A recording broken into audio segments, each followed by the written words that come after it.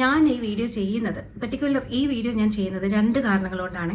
ഒന്ന് വന്നിട്ട് രേണു എൻ്റെ ഏതെങ്കിലും ഒരു ടോക്ക് കൊണ്ട് രേണുവിന് അസുഖമില്ലെന്നോ രേണുവിന് പൈസ ആവശ്യമില്ലെന്നോ മറ്റുള്ളവരിലേക്കൊരു ധാരണ ചെന്നിട്ടുണ്ടെങ്കിൽ അത് തെറ്റാണ്. ആ തെറ്റ് എനിക്ക് തിരുത്തണം.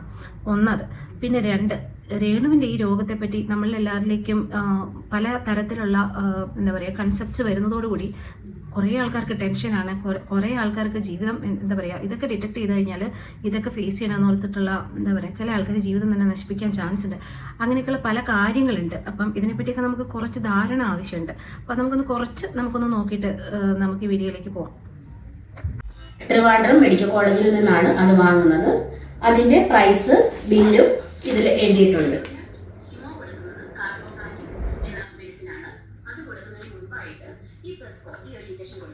ഈ ആന്റിബോഡി ഇഞ്ചക്ഷൻ കൊടുക്കുന്നു. ഈ ഇഞ്ചക്ഷന്റെ കാര്യമാണ് രേണു പറഞ്ഞത് 2 ലക്ഷത്തി സംതിങ് ആണ് ഇതിന്റെ വിലയെന്ന്. ഇത് രേണുവിനെ മൊത്തം പറഞ്ഞേക്കുന്നത് 6 കീമോയാണ്. 6 കീമോ കഴിയുമ്പോൾ സർജറി. ഈ 6 കീമോയ്ക്കും ഈ കീമോ ചെയ്യുന്നതിനോടൊപ്പം ഈ ഒരു ഇഞ്ചക്ഷൻ എടുക്കുന്നുണ്ട്. ഈ ഒരു 2 ലക്ഷത്തി സംതിങ് രൂപയുടെ ഈ ഒരു മെഡിസിൻ ഇത് വേറെ ഇപ്പോഴും അതാണ് നിങ്ങളോട് ചോദിക്കുന്നത്, ഈ ഒരു മെഡിസിൻ ആണോ നിങ്ങൾ ഉദ്ദേശിച്ചത്? ഇതാണെങ്കിൽ ഇത് 5000 രൂപ കിട്ടുന്നതിന് ദയവായിട്ട്. പിന്നെ രേണുവിന് കീമോ കൊടുക്കുന്നത് കാർബോപ്ലാറ്റിൻ എന്ന മെഡിസിനാണ്. അത് കൊടുക്കുന്നതിന് മുൻപായിട്ട് ഈ ഫെസ്കോ ഈ ഒരു ഇഞ്ചക്ഷൻ കൊടുക്കുന്നു. ഈ ആന്റിബോഡി ഇഞ്ചക്ഷൻ കൊടുക്കുന്നു. ഈ ഇഞ്ചക്ഷന്റെ കാര്യമാണ് രേണു പറഞ്ഞത് 2 ലക്ഷത്തി സംതിങ് ആണ് ഇതിന്റെ വിലയെന്ന്. ഇത് രേണുവിന് മൊത്തം പറഞ്ഞേക്കുന്നത് 6 കീമോയാണ്. 6 കീമോ കഴിയുമ്പോൾ സർജറി. ഈ 6 കീമോയ്ക്കും ഈ കീമോ ചെയ്യുന്നതിനോടൊപ്പം ഈ ഒരു ഇഞ്ചക്ഷനും എടുക്കുന്നുണ്ട്. ഈ ഒരു 2 ലക്ഷത്തി സംതിങ് രൂപയുടെ ഈ ഒരു മെഡിസിൻ ഇത് വെറും ഫ്രീയായിട്ട് ഞാൻ ഇപ്പോഴും അതാ നിങ്ങളോട് ചോദിക്കുന്നത്, ഈ ഒരു മെഡിസിൻ ആണോ നിങ്ങൾ ഉദ്ദേശിച്ചത്? ഇതാണെങ്കിൽ ഇത് 5000 രൂപയ്ക്ക് കിട്ടുന്നുണ്ടെങ്കിൽ ദയവായിട്ട് അത് ഞങ്ങൾക്കൊന്നാ കിട്ടുന്ന സ്ഥലം നിങ്ങളൊന്ന് പറഞ്ഞു തരിക. എന്റെ അനിയത്തിക്ക് വേണ്ടി ഞാൻ അത് എന്റെ ഒരു അപേക്ഷയാണ്. രേണുസുധീര ചേച്ചി ഒരു ബില്ല് കാണിച്ചുകൊണ്ട് ഒരു വീഡിയോ ചെയ്തിട്ടുണ്ട് രേണുവിൻ്റെ ചാനലിൽ. അതുപോലെ തന്നെ ഈ രേണുവിൻ്റെ രോഗം സത്യമല്ലെന്ന് കുറേ ആൾക്കാർ വിശ്വസിക്കുന്നുണ്ട്, സത്യമാണെന്ന് കുറേ ആൾക്കാർ വിശ്വസിക്കുന്നുണ്ട്. നമുക്കതിനെ കുറിച്ചിട്ടൊന്ന് നോക്കാം. പിന്നെ ഈ ഒരു ബില്ല് 2021 ബില്ലാണെന്നൊക്കെ പറയുന്നുണ്ട്. പക്ഷേ ഇതെങ്ങനെയാണെന്ന് ഇപ്പം എൻ്റെ ഒരു പോയിന്റ് ഓഫ് വ്യൂവിൽ നിങ്ങളൊന്ന് നോക്കിയിട്ടൊന്ന് അഭിപ്രായം പറയട്ടോ. രേണുവിൻ്റെ വീഡിയോയിൽ രേണുവിൻ്റെ ചേച്ചി പറഞ്ഞിരിക്കുന്നത് ഈ ബില്ല്, അതായത് ഇവർ അടിച്ചിരിക്കുന്ന ബില്ലും ആ മെഡിസിൻസിൻ്റെ ബോക്സസ് അടക്കം കൊണ്ടുവന്ന് കാണിച്ചിട്ട് ഇത് 6 കീമോയാണ് ഇപ്പോൾ രേണുവിന് പറഞ്ഞിരിക്കുന്നത് എന്ന് പറഞ്ഞിരിക്കുന്നുണ്ട്. അപ്പോൾ അതായത് ഈ 6 കീമോ ചെയ്ത് കഴിഞ്ഞിട്ട് സർജറി ചെയ്ത് കഴിഞ്ഞിട്ട് വീണ്ടും ടെസ്റ്റിന് പോകുന്നുണ്ട്. ടെസ്റ്റ് ചെയ്തിട്ട് വീണ്ടും ഇത് പോസിറ്റീവാണ് കാണിക്കുന്നതെങ്കിൽ എന്താണ് പിന്നെയും കീമോയ്ക്ക് സജസ്റ്റ് ചെയ്യും ഡോക്ടേഴ്സ്. മീൻസ് രേണു പറഞ്ഞത് ശരിയാണ്. രേണുവിന് ബ്രസ്റ്റ് ക്യാൻസർ ഉണ്ട്. രേണുവിൻ്റെ ബ്രസ്റ്റ് ക്യാൻസറിൻ്റെ കാറ്റഗറി ഇച്ചിരി സീരിയസ് ആയിട്ടുള്ള കാറ്റഗറിയാണ്. പിന്നെ സ്റ്റേജിനെ പറ്റി രേണു ഈ പറഞ്ഞ അതായത് മെഡിക്കൽ സർട്ടിഫിക്കറ്റ് നമ്മുടെ മുമ്പിൽ കാണിക്കാതെ നമുക്കിതിനെപ്പറ്റി ഫൈനലായിട്ട് സ്റ്റേജിനെ പറ്റി ഒന്നും പറയാൻ പറ്റില്ല. പക്ഷെ ബാക്കി എല്ലാ കാര്യങ്ങളും രേണു പറഞ്ഞത് സത്യമാണ്. ഇപ്പോൾ ക്യാൻസറിൻ്റെ സ്റ്റേജ് 1 ആണോ 4 ആണോ എന്നുള്ളതിൽ മാത്രമേ നമുക്ക് സംശയിക്കേണ്ടതുള്ളൂ. ബാക്കിയെല്ലാം രേണു പറഞ്ഞത് സത്യമാണ്. അതിനുള്ള റീസൺസും അതിൻ്റെ കാര്യങ്ങളും ഞാൻ നിങ്ങൾക്ക് പറഞ്ഞു തരാം. പിന്നെ ഈ പിക്ലൈൻ എന്ന് സാധാരണമായിട്ട് നിസ്സാരമായിട്ട് തമാശയായിട്ട് കാണേണ്ട ഒരു കാര്യമല്ല പിക്ലൈൻ. ഈ ഒരു വിഷയത്തിൽ രേണു എന്തൊക്കെ മിസ്റ്റേക്സ് ആണ് ചെയ്തതെന്നും രേണുവിൻ്റെ ആ മിസ്റ്റേക്സ് ആണ് മറ്റുള്ളവരെ രേണു കള്ളത്തിലാ പറയുന്നതെന്ന് ചിന്തിക്കാനുള്ള ഒരു വഴിയിലേക്ക് തിരിച്ചുവിട്ടതെന്നും നമുക്ക് നോക്കാം, നമുക്ക് കാണാം. നമുക്കിതിൽ പിക്ലൈൻ തൊട്ട് സ്റ്റാർട്ട് ചെയ്യാം. അതായത് നമ്മുടെ ഈ അപ്പറാമിന്നാണ് ഇത് സ്റ്റാർട്ട് ചെയ്യുക. ഇവിടുന്ന് നമ്മുടെ ഒരു പ്രധാനപ്പെട്ട ഒരു വെയിൻ നമ്മുടെ ഹാർട്ടിലേക്ക് പോകുന്നുണ്ട്. ആ വെയിനിൽ കൂടെ ഈ ഒരു കാത്തീറ്റർ നമ്മൾ കണക്ട് ചെയ്തിട്ട് ഹാർട്ടിൻ്റെ, അതായത് ലെഫ്റ്റ് ഹാൻഡിലാണ് ഇത് എപ്പോഴും ചെയ്യുക, ഹാർട്ടിൻ്റെ സുപ്പീരിയർ വീനാക്കാവുക.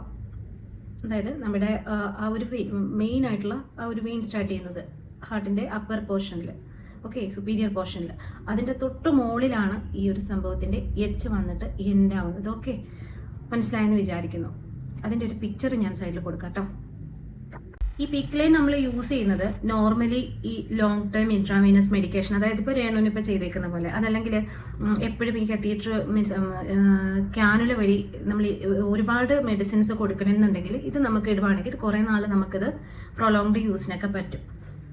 പിന്നെ ടോട്ടൽ പാരൻ്റൽ ന്യൂട്രീഷൻ എന്ന് വെച്ച് കഴിഞ്ഞാൽ ഈ മറ്റ് സ്റ്റൊമക് ക്യാൻസർ അങ്ങനെയുള്ള ഓരോരോ പ്രോബ്ലംസ് ഉള്ളവർക്കൊക്കെ ഇത് പൻക്രിയാറ്റൈറ്റിസ്.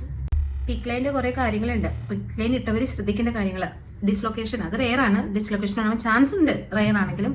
എപ്പോഴും നമ്മളിങ്ങനെ കൈയെടുത്തിട്ട് ആട്ടുക, അനക്കുക, കൈയിട്ട് ആട്ടുക, അനക്കുക, ഡാൻസ് കളിക്കുക, ഇങ്ങനെയൊക്കെ ചെയ്ത് കഴിഞ്ഞാൽ ഇങ്ങനെ പോയിരിക്കുന്നു, വെയിനെ കൂടെ പോയിരിക്കുന്ന ഫ്ലെക്സിബിൾ ആയിട്ടുള്ള ഒരു കത്തീറ്ററാണ്. നമ്മുടെ വെയിനും ഫ്ലെക്സിബിൾ ആണ്. ഡിസ്ലൊക്കേറ്റ് ആയാൽ വീണ്ടും ഊരിയിടാൻ പെട്ടെന്നൊന്നും പറ്റത്തില്ല. പിന്നെ ഇൻഫെക്ഷൻ, പിന്നെ ഉള്ളത് എന്താ പറയുക, ക്ലോട്ട് ഉണ്ടാവാൻ ചാൻസ് ഉണ്ട്. അതും ഇങ്ങനെയൊക്കെ ചെയ്താൽ ക്ലോട്ട് ഉണ്ടാവും.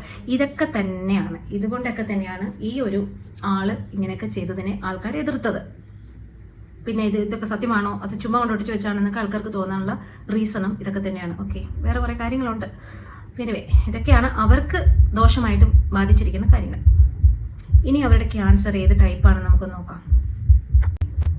ഫിസ്കോ, അത് ആക്ച്വലി ചെയ്യുന്നത്, അതിൻ്റെ കോസ്റ്റ് നമുക്കൊന്ന് നോക്കിയാലോ. ആക്ച്വലി ഫിസ്കോ എന്ന് പറഞ്ഞ ഒരു ട്രീറ്റ്മെൻറ്റിന്, അതായത് ആൻറ്റിബോഡിയുടെ കോസ്റ്റ്, ഇനീഷ്യൽ കോസ്റ്റ്, അതായത് ഫസ്റ്റ് കീമോയ്ക്ക് കൊടുക്കുന്നത് 4.1 to 4.5 ലാക്കാണ്. അതിൽ ഗവൺമെൻറ് മെഡിക്കൽ കോളേജിലെ ആനുകൂല്യങ്ങൾ ഉള്ളവർക്കും ഇൻഷുറൻസ് കാർഡ് ഉള്ളവർക്കും BPL റേഞ്ചിലുള്ളവർക്കും ഒക്കെ ഇത്ര പെർസെൻറ്റേജ് എന്ന് പറഞ്ഞിട്ട് കുറച്ച് റിഡക്ഷൻ കൊടുക്കുന്നുണ്ട്. അപ്പോൾ ഇൻ കേസ് അത് പുറത്തുനിന്നാണ് വാങ്ങേണ്ടതെങ്കിൽ നമുക്ക് ചിലപ്പോൾ അത് കിട്ടണമെന്ന് നിർബന്ധമില്ല കേട്ടോ. അത് കഴിഞ്ഞ് സെക്കൻഡ് കീമോ തൊട്ട് ഇതിന് 2.2 to 2.4 ലാക്ക് കോസ്റ്റ് വരും. പെർ ഇഞ്ചക്ഷനാണേ, ഒരു ഇഞ്ചക്ഷൻ, ടോട്ടൽ അല്ല ഞാൻ പറയുന്നത്, ഒരു ഇഞ്ചക്ഷന് ഒരു വട്ടം കീമോ ചെയ്യുമ്പം ഇത് ഇൻട്രൊഡ്യൂസ് ചെയ്യുന്നതിൻ്റെ റേറ്റാണ്. കീമോതെറാപ്പി മെഡിക്കേഷൻ്റെ കാര്യമല്ല ഇത്. ഫിസ്കോ എന്ന് പറയുന്ന ഒരു പെർട്ടിക്കുലർ മെഡിക്കേഷൻ, അത് എല്ലാ ക്യാൻസർ പേഷ്യൻറ്റിനും വേണ്ട. ഇതുപോലെ എന്താ പറയുക, HER2 ഒക്കെ പോസിറ്റീവ് ആയവർക്ക് ചെയ്താൽ മതി. ഇപ്പം നമ്മുടെ രേണുവിന് HER2 പോസിറ്റീവ് ആണ് എന്നാണ് പറഞ്ഞിരിക്കുന്നത്. അപ്പം അവർക്കിത് ചെയ്തേ പറ്റുള്ളൂ കേട്ടോ. പിന്നെ ഈ HER2 ബ്രസ്റ്റ് ക്യാൻസർ എന്ന് പറഞ്ഞു കഴിഞ്ഞാൽ എന്താണെന്ന് വെച്ചാൽ, HER2 positive breast cancer is a type of breast cancer in which the cancer cells makes too much of protein called human epidermal growth factor receptor 2. This protein acts like a growth signal, causing cancer cells to grow and divide more quickly than normal. എന്ന് വെച്ച് കഴിഞ്ഞാൽ ഈ HER2 positive breast cancer ഒരു type means ഇതിൻ്റെ ഈ ഒരു receptor, അതായത് human epidermal growth factor receptor 2, ആ ഒരു ഫാക്ടർ ഒരു പ്രോട്ടീനാണ് കേട്ടോ. ആ ഒരു പ്രോട്ടീൻ, ഒരു കൈൻഡ് ഓഫ് പ്രോട്ടീൻ, അത് ഈ ഒരു ക്യാൻസർ സെൽസിനെ കൂടുതൽ ഫാസ്റ്റായിട്ട് ഗ്രോ ചെയ്യാനും അത് റാപ്പിഡ്ലി അത് എന്താ പറയുക സ്പ്രെഡ് ചെയ്യാനും ഒക്കെ റീസൺ ആവുന്ന ഒരു ടൈപ്പാണ് ഈ ഒരു ക്യാൻസർ. അതായത് ഇതിൻ്റെ റിസ്ക് എന്താ വെച്ചാൽ, the cancer has high levels of HER2 protein or extra copies of HER2 gene. HER2 negative ആണെങ്കിൽ the cancer does not have excess HER2. അത്രയാണ്. ഒരുപാട് HER2 ഫാക്ടേഴ്സ്, പ്രോട്ടീന് അല്ലെങ്കിൽ എക്സ്ട്രാ കോപ്പീസ് ഓഫ് HER2 ജീനോ നമ്മുടെ ബോഡിയിൽ ഉണ്ടെങ്കിലാണ് ഇത് പോസിറ്റീവായിട്ട് റിസൾട്ട് വരികയാണ്. പക്ഷേ പണ്ടൊക്കെ HER2 ഡിറ്റക്ട് ചെയ്ത് കഴിഞ്ഞാൽ പിന്നെ നോക്കണ്ട എന്നുള്ളൊരു കൺസെപ്റ്റായിരുന്നു. പക്ഷേ ഇപ്പം അങ്ങനെയല്ല. ഇപ്പോൾ ട്രീറ്റ്മെൻറ്റ് ഉണ്ട്. ആ ഒരു ട്രീറ്റ്മെൻറ്റാണ് നമ്മൾ ഈ പറഞ്ഞ ആൻറ്റിബോഡി ഒക്കെ ഇതിൽ കൊടുക്കുക എന്നുള്ളത് കേട്ടോ. ഈ ഒരു HER2 നമ്മൾ ഡിറ്റക്ട് ചെയ്യുന്നത് ബയോപ്സിയിൽ, എല്ലാ ബയോപ്സിയിലും ഇത് ഡിറ്റക്ട് ചെയ്ത് പോകുന്നുണ്ട്. ഒരു സാമ്പിൾ, അതായത് ടെസ്റ്റിംഗ് സാമ്പിൾ കൊടുത്തിട്ടാണ്. ഈ ഫിസ്കോയെ പറ്റി നമുക്ക് നോക്കാം. ഫിസ്കോ എന്ന് പറയുന്നത് ഒരു ആൻറ്റിബോഡിയാണ് കേട്ടോ. ആ ഒരു മെഡിക്കേഷൻ എന്തിനു വേണ്ടിയാണ് കൊടുക്കുന്നതെന്ന് നോക്കാം. ബയോപ്സി ടെസ്റ്റ് നടത്തുമ്പം അതിൻ്റെ കൂടെ നമ്മുടെ ബോഡിയിൽ ഇതെങ്ങനെ, എത്രത്തോളം ഈ ഒരു ക്യാൻസർ സെൽസ് വ്യാപിക്കാൻ ചാൻസസ് ഉണ്ട്, എത്രത്തോളമൊക്കെ വ്യാപിച്ചിട്ടുണ്ട്, എങ്ങനെയൊക്കെയാണെന്നൊക്കെ ഉള്ളൊരു സ്ക്രീനിങ് നടക്കുന്നുണ്ട്. ബയോപ്സിയിൽ HER2 നമ്മൾ ഡിറ്റർമിൻ ചെയ്യുന്നത് എങ്ങനെയാണെന്ന് വെച്ച് കഴിഞ്ഞാൽ, ഇമ്മ്യൂണോ ഹിസ്റ്റോകെമിസ്ട്രി എന്ന് പറയുന്ന ഒരു ടെസ്റ്റ് ഉണ്ട്, മീൻസ് ഒരു വാല്യൂ ഉണ്ട്. അത് നെഗറ്റീവ് ആണെങ്കിൽ HER2 നെഗറ്റീവ് ആണ്, 0 to 1 ആണെങ്കിൽ HER2 നെഗറ്റീവ് ആണ്, 2+ ആണെങ്കിൽ ബോർഡർ ലൈൻ ആണ്, 3+ ആണെങ്കിൽ HER2 പോസിറ്റീവ് ആണ്. നമ്മുടെ അൺഫോർച്ചുനേറ്റ്ലി നമ്മുടെ രേണുസുതിക്ക് HER2 പോസിറ്റീവ് ആണെന്നാണ് അവർ പറയുന്നത്. അങ്ങനെയാണെങ്കിൽ ഉറപ്പായിട്ട് നമ്മൾ ഫിസ്കോ എടുത്തേ പറ്റുള്ളൂ. ആ ഒരു മെഡിക്കേഷൻ ആൻറ്റിബോഡി എടുത്താലാണ് ഇതിൻ്റെ ഒരു ഗ്രോത്തിനെ നമുക്ക് ഒരു ഭയങ്കര റാപ്പിഡ് ഗ്രോത്ത് വരും. ആ ഒരു ഗ്രോത്തിനെ നമുക്ക് ഒന്ന് കൺട്രോൾ ചെയ്യാനായിട്ട് പറ്റത്തുള്ളൂ. അപ്പോൾ പിന്നെ ഇത്രയും കോസ്റ്റൊക്കെ വരാൻ ചാൻസ് ഉണ്ട്. അപ്പം എല്ലാവരും കുറ്റം മാത്രം പറഞ്ഞാൽ പോരാ, എല്ലാ വശവും നമ്മൾ പറയണം. സത്യമാണെങ്കിൽ സത്യമാണെന്ന് പറയണം. ഇങ്ങനെ കാര്യങ്ങൾ വസ്തുതാപരമായിട്ട് നമുക്ക് ഫീൽ ചെയ്താൽ പറയണം. ഇൻ കേസ് ഇനി നാളെ വന്നിട്ട് ഇതൊക്കെ കള്ളത്തരാണെന്ന് എങ്ങാനും നമുക്ക് തോന്നിയാൽ, നമുക്കത് പ്രൂവ് ആയിക്കഴിഞ്ഞാൽ ഞാൻ ഉറപ്പായിട്ടും വന്നിരുന്ന് അതും പറയും. ഇന്ന് രാവിലെ ആ വീഡിയോ കണ്ടപ്പോൾ എനിക്ക് അവർ പറയുന്നത് സത്യമായിട്ടാണ് കേട്ടോ തോന്നിയത്. രേണുസുധിയുടെ മറ്റുള്ള വശങ്ങൾ ഞാൻ പറഞ്ഞതെല്ലാം അങ്ങ് പ്യുവറാണ്, അവരങ്ങ് പരിശുദ്ധിയാണ്, അങ്ങനെയല്ല ഞാൻ പറയുന്നത്. ഈ ഒരു വശത്തിൽ അവർക്ക് ഈ ഒരു ട്രീറ്റ്മെൻറ്റ് എടുത്തേ പറ്റൂ. അതിന് ഇത്രയും കോസ്റ്റ് ആവും. എല്ലാവർക്കും വരില്ല കേട്ടോ, ഇത് റെയറാണേ. എല്ലാവരും പേടിക്കേണ്ട, എല്ലാവർക്കും ഒന്നും ഈ ഒരു സംഭവം വരത്തില്ല. അൺഫോർച്ചുനേറ്റ്ലി രേണുസുധിക്ക് വന്നിട്ടുണ്ട്. HER2 പോസിറ്റീവ് ആയി കഴിഞ്ഞാൽ ഈ ഒരു ക്യാൻസറിനെ ലീഡ് ചെയ്യുന്നത് ഈ HER2 പ്രോട്ടീനാണ്. അതാണ് മെയിൻ പ്രശ്നം വരുന്നത്. അതുകൊണ്ടാണ് ഈ റാപ്പിഡ് ഗ്രോത്ത് വരുന്നത്. പിന്നെ 4th സ്റ്റേജിൻ്റെ കാര്യം പറയുകയാണെങ്കിൽ, ഫസ്റ്റ് സ്റ്റേജൊക്കെ ആണെങ്കിൽ സ്റ്റാർട്ടിംഗ് ആണ്. ആ റിമൂവ് ഒക്കെ ചെയ്ത് കഴിഞ്ഞ് കഴിഞ്ഞാൽ അതിനെ നമുക്ക് കൺട്രോൾ ചെയ്യാൻ, പിന്നെ അതിൻ്റെ ഒരു എന്താ പറയുക സ്ക്രീനിങ് ഉണ്ടായാലും മതി. ഒരു എന്താ പറയുക ഒരു കറക്റ്റ് ഇൻ്റർവെല്ലിൽ ഒരു സ്ക്രീനിങ് ഉണ്ടായി അതിനെ നമ്മൾ ഫോളോ ചെയ്താൽ മതി. പക്ഷേ ഈ ഫോളോ അപ്പ് എടുക്കണം, അത് മസ്റ്റാണ്, അത് ചെയ്താൽ മതി. പക്ഷേ ഈ ഒരു 4th സ്റ്റേജ് എന്നൊക്കെ പറയുമ്പോഴേ, 4th സ്റ്റേജ് എന്ന് പറയുമ്പം നമ്മുടെ എന്താ പറയുക സപ്പോർട്ടിങ് ബോൺസ്, അതുപോലെ സപ്പോർട്ടിങ് മസിൽസ്, സപ്പോർട്ടിങ് ഓർഗൻസ്, അതുപോലെ കണക്റ്റ് ആയിട്ടിരിക്കുന്ന നമ്മുടെ ശരീരഭാഗങ്ങളിലേക്കൊക്കെ ഇത് ബാധിക്കും. അതായത് ക്യാൻസർ സെൽസ് വളർന്നിട്ടുണ്ടാകും.